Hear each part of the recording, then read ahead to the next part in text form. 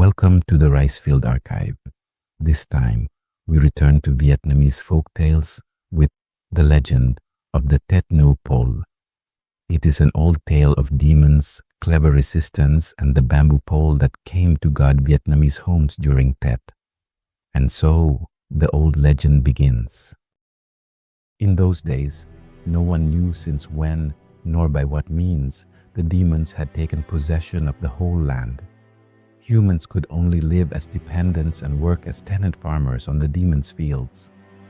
And the demons grew harsher and harsher toward humans. Little by little, they doubled the rent that had to be paid, then raised it a little more every year.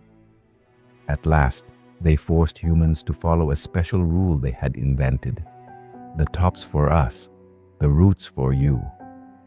Humans refused, but the demons used their power and forced them to obey.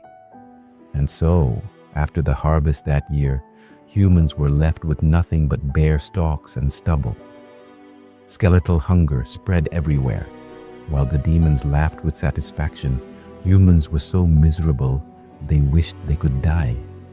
Then, the Buddha came from the west, intending to help humans resist the demons' cruel exploitation. After that season, the Buddha told humans not to plant rice anymore, but to plow the earth into furrows and plant sweet potatoes. Humans followed exactly as the Buddha instructed. The demons had no idea that humans had begun to plot against them, so they simply repeated the old rule from the year before. The tops for us, the roots for you.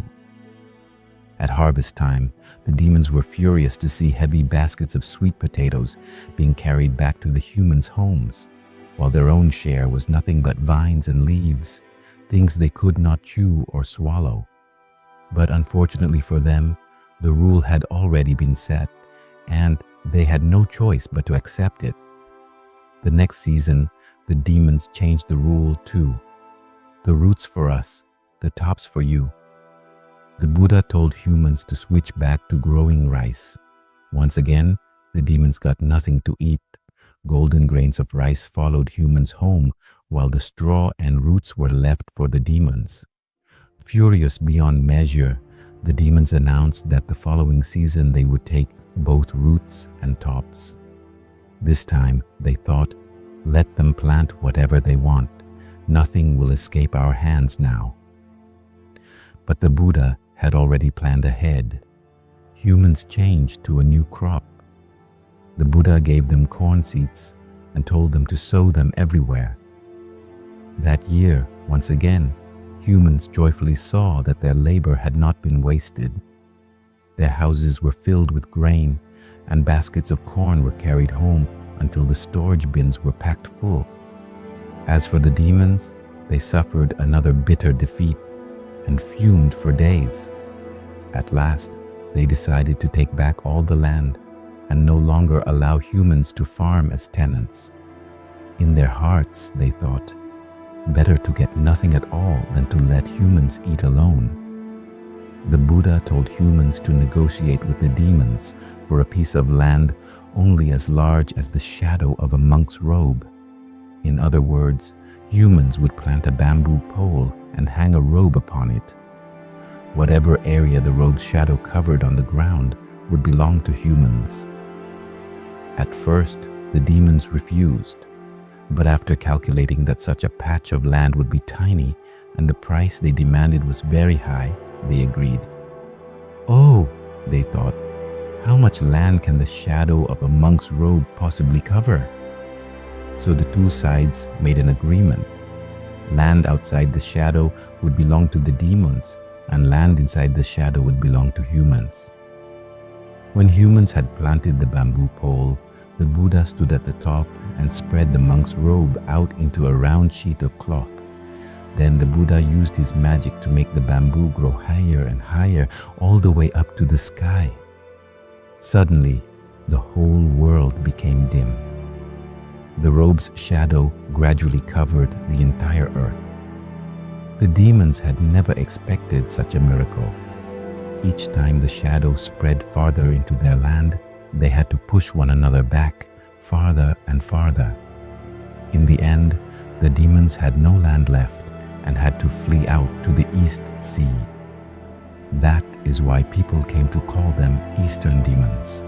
But the demons were furious that all the fertile land now belonged to humans. So they gathered soldiers and horses to seize it back.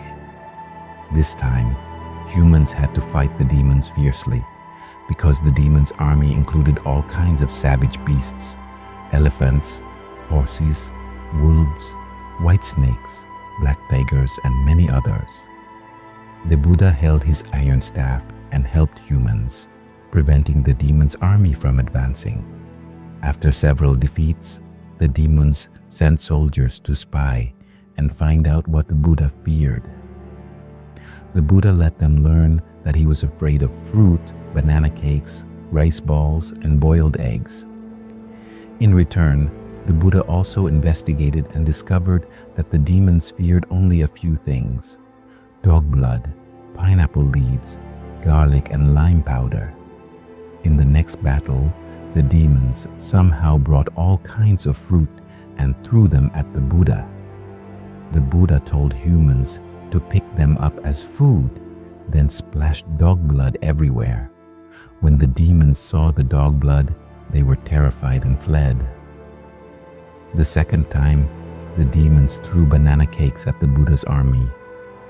The Buddha told humans to pick them up as food, then spray garlic juice at the enemy. Unable to bear the smell of garlic, the demons covered their heads and ran away.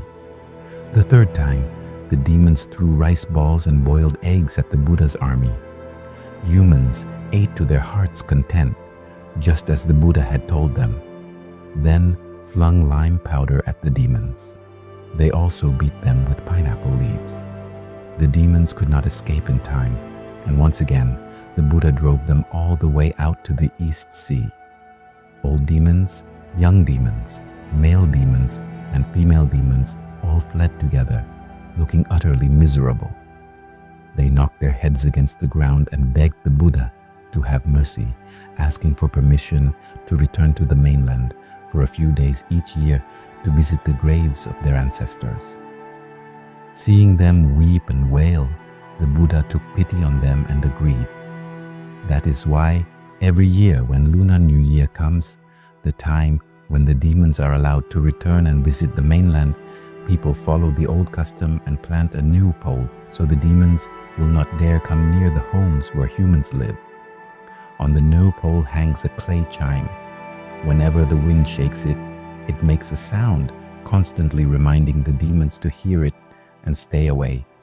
There is an old saying, banyan branches and pineapple leaves hang high, lime powder is scattered at every gate. If demons enter, demons must leave, for banyan and pineapple will slash their mouths. In olden times, people also believed that whenever demons needed to be driven away, during an epidemic for example, they could hang a bunch of pineapple leaves in front of the gate, or sprinkle dog blood everywhere to keep the demons from causing trouble. Women often tied garlic to the sash of their bodice for much the same purpose.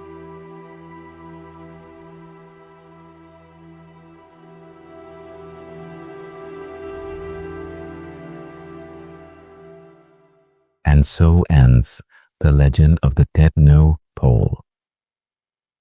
From demons and old bargains to a bamboo pole raised against the dark, this tale remains one of the many ways Vietnam remembers Tết. If you enjoyed this story, please consider subscribing. The Rice Field Archive will be here with more Vietnamese folk tales, myths, literature, and forgotten stories. Thank you for listening.